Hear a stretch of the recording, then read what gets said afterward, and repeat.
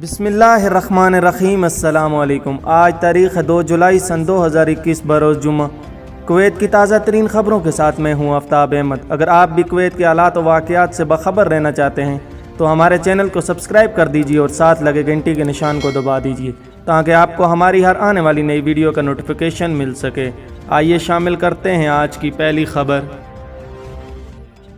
Corona vaccine की एक खुराक लगवाने वाले गैर मुल्कियों को कुवैत में दाखिल होने की इजाज़त नहीं होगी।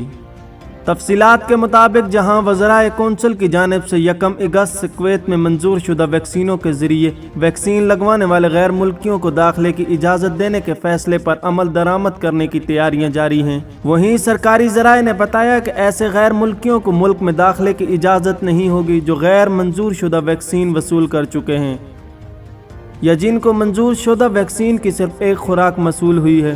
काबीना ने मंजूर शुदा वैक्सीनों की वजाहत की है जो फाइजर, एस्ट्राज़ेनेका, मोडर्ना और जॉनसन एंड जॉनसन है।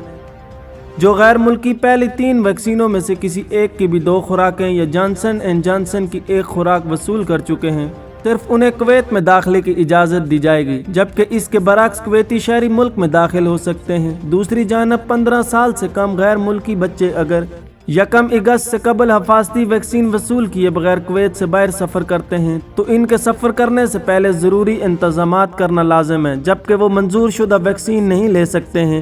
कुवैत में 12 से 15 साल के दरमियान के बच्चों की दाखिले पर पाबंदी होगी जब तक कि वो भी मंजूर शुदा वैक्सीन न ले लें। फ़िलहाल बच्चों के वैक्सीन शुदा होने या न होने का मुताला अभी जारी है और इम्कानात हैं कि उन्हें फ़ैसले से खारिज कर दिया जाएगा।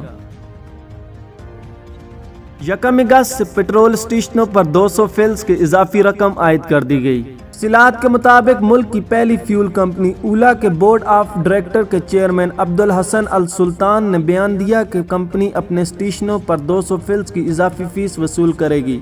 रोजनामा अल हरी को एक बयान में कंपनी के ओहदेदारों ने वाज़े किया कि जामिया सर्विस जो कंपनी अपने स्टेशनों पर फराहम करेगी, इसके बदले में 1 अगस्त से इन खिदमात की फीस वसूल की जाएगी। कंपनी का फैसला अपनी सर्विसेज को तरक्की देने की ख्वाहिश के दायरा कार में आता है। उन्होंने इशारा किया कि बोर्ड ऑफ डायरेक्टर्स के मेंबरान में इत्तफाक राय से फीस की मंजूरी दी गई है, जबकि हुकूमत की जानिब से यह तजवीज़ किया गया है कि इस सर्विस की मुनासिब मार्केटिंग की जाएगी, जबकि अगले 1 अगस्त से इसका इतलाक शुरू होगा। कुवैत की पहली ईंधन कंपनी के बोर्ड ऑफ डायरेक्टर के चेयरमैन अब्दुल हसन अल सुल्तान ने मजीद बताया कि कंपनी की इंतजामिया ने फैसला किया कि वो अपने स्टेशनों पर 1 अगस्त से जो जामिया सर्विस फराहम करेगी, इसके बदले वसूल की जाने वाली रकम लाजमी नहीं बल्कि अख्तियारी होगी। सर्विस का इंतखाब सार्फिन अपनी मर्जी से करा सकेंगे। ये थी आज की अहम खबरें। आप तमाम अहबाब के कीमती वक्त का बहुत शुक्रिया। अगर आपके ज़हन में कोई भी सवाल हो तो आप हमें कमेंट बॉक्स में पूछ सकते हैं। अपना और अपने इर्द गिर्द के लोगों का बहुत सा ख्याल रखिएगा। मुझे दीजिए इजाज़त। अल्लाह नेगबान।